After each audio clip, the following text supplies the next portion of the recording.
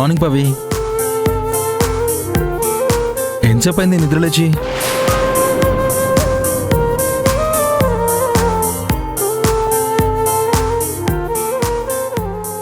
Pavi,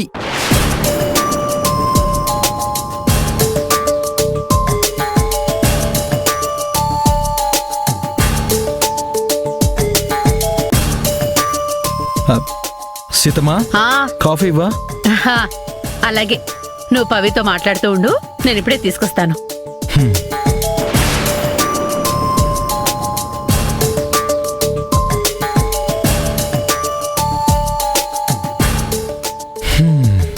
Pavi, night బాగా నిద్ర పట్టిందా? ఆ సంజు వెళ్ళిపోయిందిగా, మనశ్శాంతిగా ఉండుంటుందిగా. పవి యాక్చువల్లీ అది ఇదిగో కాఫీ తీసుకో. సీతమ్మ, నీకు స్టిక్ అవసరం పోయిందా? నొప్పి కూడా చాలా వరకు తగ్గిపోయిందా? అది పోన్లే సీతమ్మ, ఇప్పుడు నాకు హ్యాపీగా ఉంది. సరే సరే, మీరు మాట్లాడుకుంటూ ఉండండి, నేను వెళ్ళి టిఫిన్ ప్రిపేర్ చేస్తాను. ఇంకేంటి పవి విశేషాలు? ఏం లేవు. ఏమైంది పవి, ఎందుకు అలా ఉన్నావు? నాకేం కాలేదు, నేను బాగానే ఉన్నాను.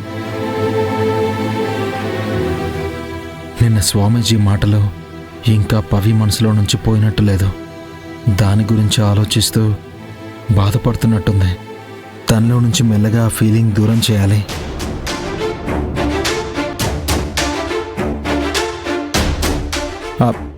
పవి, ఇవాళ ఆఫీస్లో మనకి టెక్ గ్రూప్తో మీటింగ్ ఉంది, గుర్తుందా?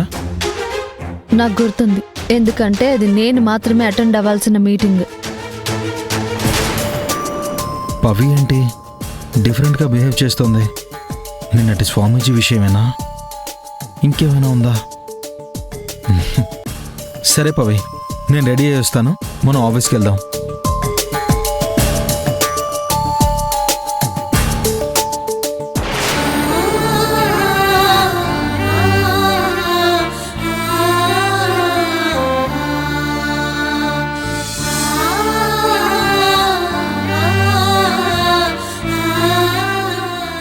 పవి, చాలు సీతమ్మా, మీటింగ్ టైం అవుతుంది, అర్జెంటుగా ఆఫీస్కి వెళ్ళాలి.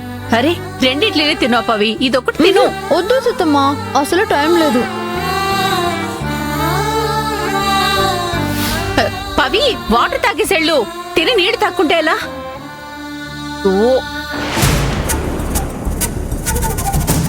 బాయ్ సీతమ్మా.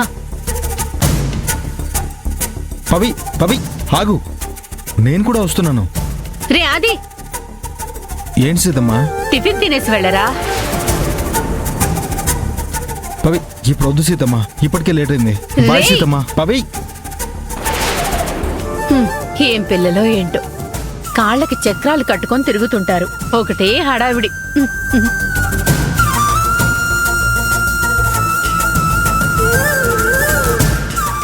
పవి ఆగు, పవి నా కార్లో వెళ్దాం. పవి, పవి, అరే పవి ఆగు. పవి, పవి, పవి. పవి అంటే కనీసం నాతో చెప్పకుండా అలా వెళ్ళిపోయింది. నిన్న జరిగిన దాని గురించి పవి బాగా మైండ్కి తీసుకున్నట్టుంది. సంజు చేసిన పనికి పవి బాగా డిస్టర్బ్ అయినట్టుంది.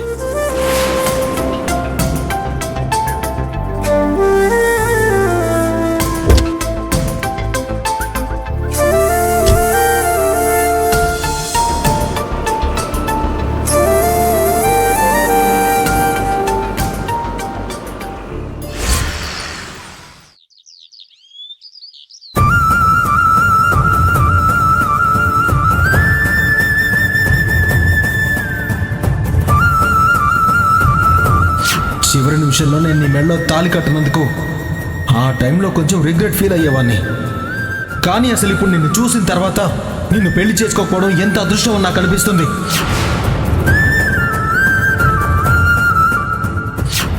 I hate you Sanju, I hate you. ఇంకెప్పుడు నీ మొహం నాకు చూపించుకో. కుట్రలతో మనుషుల్ని గెలవచ్చునేమో కానీ మనసుల్ని కాదు. డబ్బుతో ప్రేమను కొనలేవు, ఆప్యాయతను కొనలేవు, నమ్మకాన్ని అస్సలే కొనలేవు.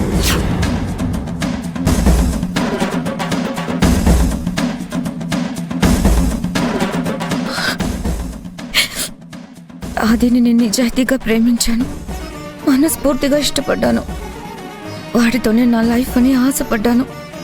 నా ప్రేమలో ఏం లోపం ఉందని అది నాకు దూరం అయ్యాడు.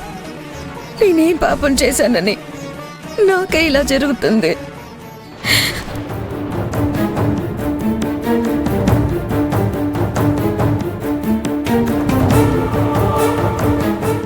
సంజు,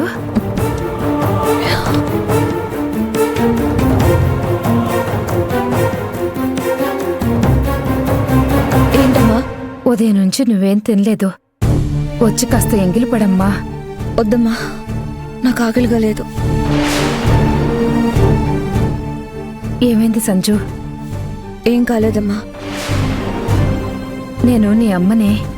రాత్రి చక్రవర్తి అంకుల్ ఇంటి నుంచి వచ్చిన దగ్గర నుంచి చాలా సైలెంట్గా ఉన్నావు. నువ్వు అసలు ఆకలికి తట్టుకోలేవని నాకు తెలుసు సంజు. నువ్వు పొద్దుటి నుంచి ఏమీ తినలేదు. నీలో ఏదో తెలియని బాధ, ఏదో నిస్సహాయత. నువ్వు ఇలా ప్రవర్తించవని నాకు తెలుసు. పంచుకుంటే బాధ తగ్గుతుందమ్మా. చెప్పు, నీ బాధ ఏంటి? అయ్యో సంజు, సంజు, సంజు, ఏమైందమ్మా? సంజన,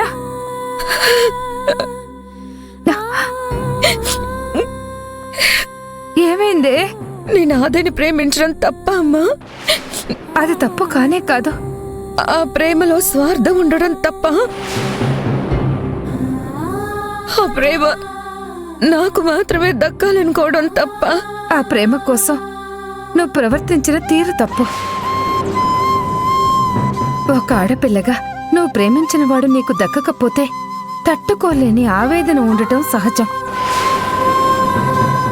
కానీ అందుకోసం కోపంతో రగిలిపోతూ చెయ్యరాని తప్పులు చేసి నలుగురిలో నవ్వుల పాలయ్యావు చూడు, అది తప్పు. సంజు, సంజు, దా కూర్చో.